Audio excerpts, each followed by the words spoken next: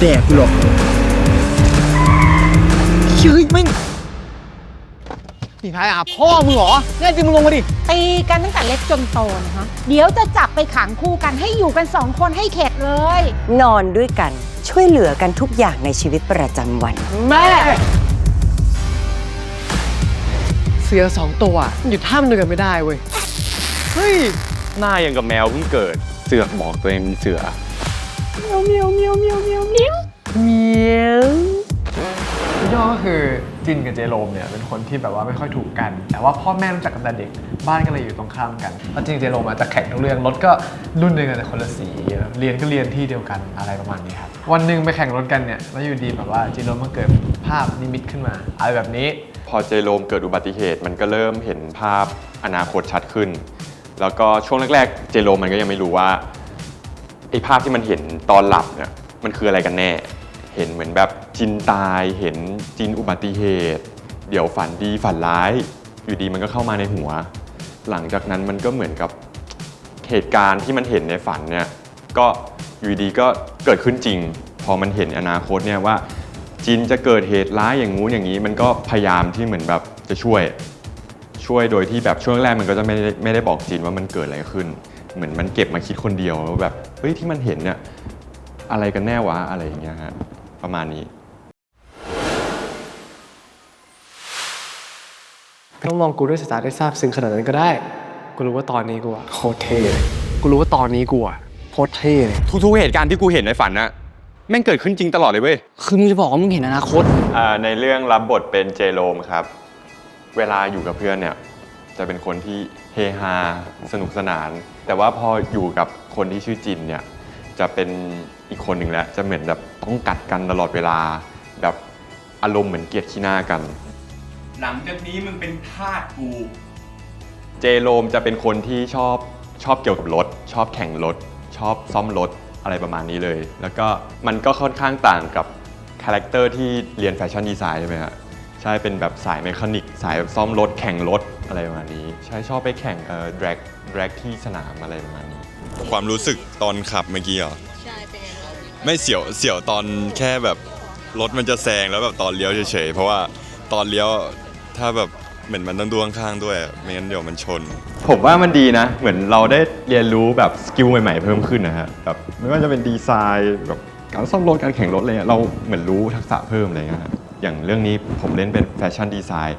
มันก็จะได้ความรู้เล็กๆน้อยๆจากการที่เราไปเล่นมาเพิ่มเติมขอบใจนะจ๊ะน้องจินก็ตอนแรกความรู้สึกแรกที่ได้เล่นเรื่อง Head to Head นะครับก็รู้สึกดีใจมากได้แบบ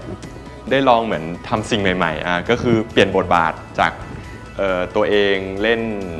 เกี่ยวกับ introvert มาเยอะละอย่างแคทตี้แกงมามูเตเลิฟก็เป็นคนที่เหมือนเงียบๆแต่เรื่องนี้คือพลิกเลยก็คือต้องเป็นแนวแบบพูดเยอะขึ้นแซวเพื่อนเยอะขึ้นเถียงกับเพื่อนเยอะขึ้นกัดกับเพื่อนเยอะขึ้นอะไรอย่างเงี้ยนะครับก็มีความคล้ายในบางส่วนก็ไม่มีความคล้ายในบางส่วนความคล้ายก็คือแบบอาจจะเป็นแบบคนที่นิ่งเหมือนกันอะไรเงี้ยน้องซีเนี่ยก็โอ้โหตามคาแรคเตอร์เลยพระเอกน้องซีก็จะมีความนิ่งๆแต่คือจริงๆน้องเขาไม่ได้นิ่งอย่างที่คาแรคเตอร์นะครับเพราะว่าน้องเขามาคุยเล่นกับผมชวนเล่นเกมชวนเล่นนู่นเล่นนี่น้องก็น่ารักแต่ทุกคนเด็กหมดเลยผมว่าเรื่องนี้เป็นผมใช่ก็คือเวลาผมอยู่กับเพื่อนเนี่ยผมเป็นอย่างนี้เลยใช่ก็คือเหมือนแบบจะคอยพูดชอบแซวเพื่อนอะไรอย่างเงี้ยครับจะเป็นอย่างนั้นตั้งแต่ซีเล่นเรื่องนี้คือซีตอบคำพูดได้ถึงรสถึงเนื้อรสจัดตัดนี่มากจัดมากเลยครับไม่คือผมช็อกบางทีแบบว่าเล่นอยู่ดีอะไรเงี้ยแล้วเหมือนซีเซลผมซีเซลใครผมแบบ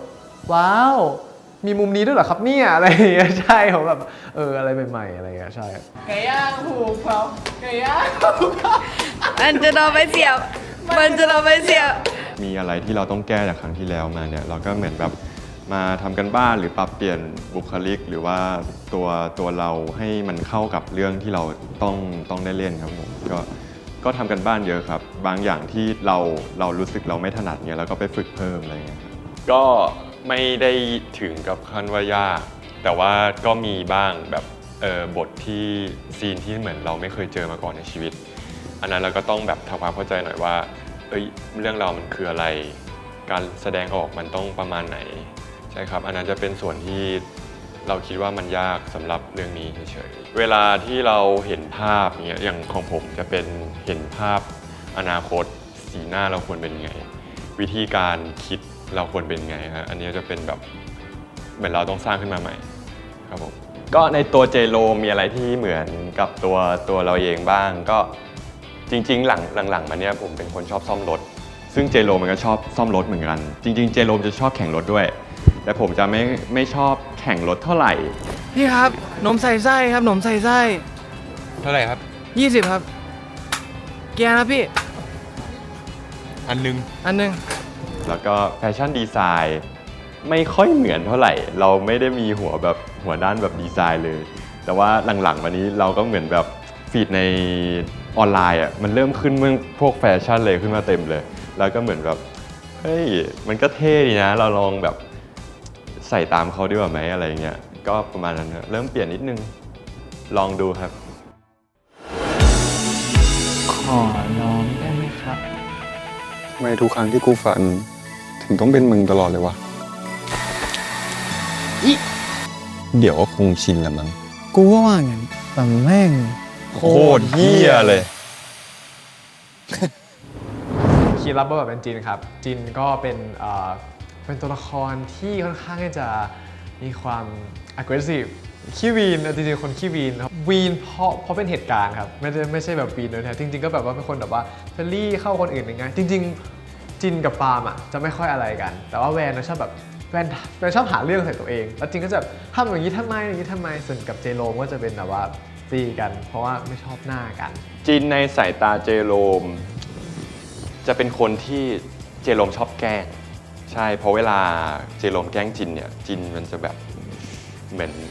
นคีนนะฮะเหมือนคีนโดนแกล้งฮะน่าจะเห็นว่าแบบเป็นไงอุ้ยอย่ามาแกล้งนะอะไรเงี้ยมันจะแบบรีแอคชั่นมันจะรีแอคชั่นแบบเวอร์นิดนึงแล้วก็ยิ่งแบบ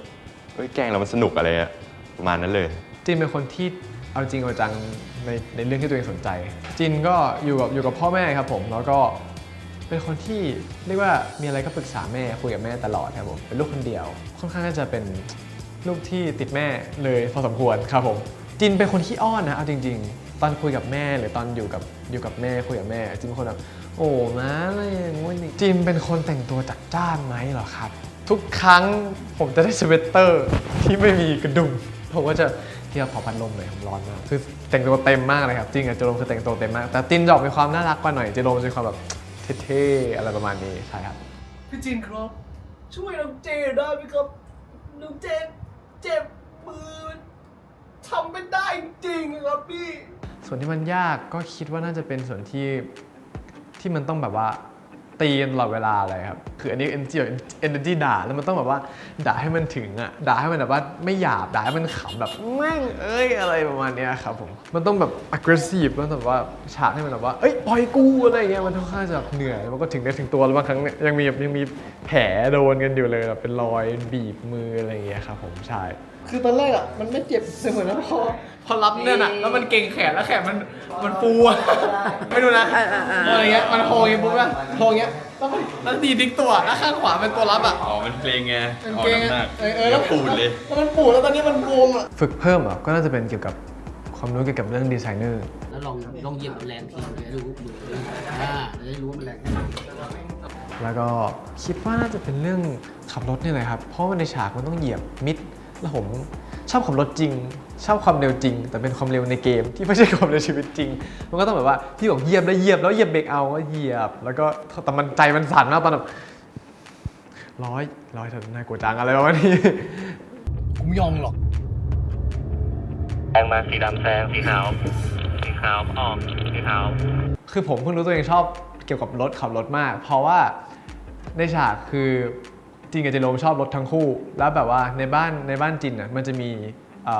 เวสซิมูเลเตอร์พวงมาลัยขับรถแข่งเกมเลยผมก็แบบได้ไปเล่นเพราะว่ามีฉากเล่นผมก็ไปเล่นผมชอบจังเลยมันสนุกจังหลังจากนั้นที่ผมเล่นอีกประมาณ 2-3 อาทิตย์ผมก็ไปซื้อผมไว้ที่บ้าน ชอบมากใช่ครับผมเมื่อกี้บ้าบอคือมีเรื่องจะเล่าว่าคือตอนที่ใจไม่อยู่กับตัวเอาหัวใจอยู่กับสีมุกซีคีเหรอเคมีคือเหมือนกับหมาเด็กกับหมาแก่ซีเหมือนหมาแก่ คีนเป็นหมาเด็กที่แบบมีความแบบดุร้ายคีนมันร้ายนะจริงๆเห็นหน้าอย่างนั้นแบบมันจะมีความแบบชอบยั่วชอบแซวชอบแย่ ผมรู้สึกว่าปันสองคนด่าแล้วมันแบบรู้สึกเวลามันด่ากันรู้สึกว่ามันในใจมันสะใจอ่ะ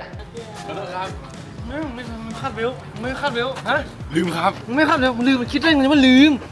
คิดว่าคนอื่นเขาทำงานนะรู้ป่ะคนอื่นทำงานเยอะแยะ แต่ชีวิตจริง ดูพี่เขามึงทำได้ยังไงมึงได้ยังไงมึงตอบกูดิมันจะมีความที่ลิ้นกับฟันจะเหมือนแบบไม่ค่อยถูกกัน แต่จริงๆนี่คือดูแลกันดีมาก มันจะมีในฉากที่เหมือนทะเลาะกันตลอดชอบกัดกันตลอดแล้วก็จะเป็นคนคอยห้าม แต่เวลาไปไหนมาไหนก็จะตัวติดกันตลอด2 คนขึ้นรถกลับบ้านก็จะอยู่กัน2 คนตัวเราก็จะมีความในใจว่าแบบนี่มึงทะเลาะกันเหรอนี่มึงไม่ถูกกันจริงๆเหรอแต่กูเห็นมึงดูแลกันดีมากเลยนะ คิดถึงนะจับมือดิไม่เจอกัน2 วันเป็นไงบ้าง แคปชั่นไม่รู้แคปหมูแน่นอน ก็เรื่องนี้ผมพูดเยอะขึ้น ผมได้ต่อปากต่อคำกับคีนเยอะมาก ก็รู้สึกว่าสนุกดีเลยคีนมันก็น่ารักของมันนะฮะก็เหมือนแบบชอบร้องแต่ว่าคีนจะมีอย่างหนึ่งคือมันชอบร้องเพลงในกองแล้วก็ฟังมันร้องเพลงตลอด กุญแจรถ อยู่ในบ้านกุญแจบ้านอยู่ในรถ เวลาเราออกกองเนี่ยเหมือนเราพูดกันเยอะมากขึ้นจากเรื่องก่อนๆที่เหมือนแบบเราเพิ่งมารู้จักกันนะฮะแต่ว่าพอมาเรื่องนี้เรารู้แล้วว่าอีกคนเป็นไงเรารู้ว่าแบบเพื่อนคือลักษณะเป็นไงแบบเวลาทำงานเขาเป็นยังไงอะไรอย่างเงี้ย แต่แค่ไม่เอาแนบได้โอ้โหอันนี้คือส่วนตัว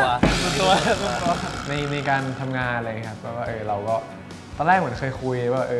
มันไม่มีกำแพงกันแล้วแหละแต่จริงๆคือมันยังมีกำแพงกันอยู่ซึ่งเราก็หากำแพงตรงนั้นเจอแล้วเราก็แบบว่าคุยกันด้วยเสียงดังแต่ไม่ได้ทะเลาะกันเป็นพูดมุมของตัวเองคนต่างคนให้อีกฝ่ายหนึ่งฟังซึ่งเขาพูดมาเนี่ยก็ถูกแล้วมุมเราไปมันก็ถูกแล้วก็ต้องเบนกันว่างั้นถูกของเราทั้ง2 คนคืออะไรแล้วก็เลยแบบว่าเข้าใจว่าตรงกลางของเราคืออะไรแล้วก็เขาเรียกมีสเปซให้กันมากขึ้นใช่ประมาณนี้ครับ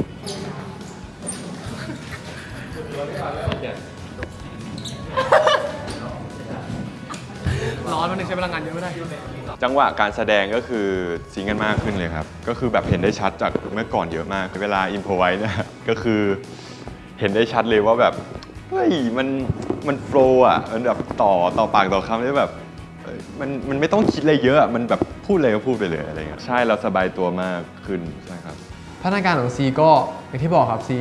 จำบทดีอยู่แล้วแล้วก็เรื่องอารมณ์เรื่องการเล่นแสดงอะไรเงี้ยซีจูนอินเร็วขึ้นเยอะมากครับอาจจะเป็นเพราะว่ามันเป็นอีกด้านหนึ่งของเขาอะไรเงี้ยแล้วก็การแสดงสีหน้าคือดีมากแบบส่งให้ผมบางทีบอกเป็นซีนที่ผมต้องแบบน้ำตาซึมอะไรเงี้ยผมก็สามารถแบบ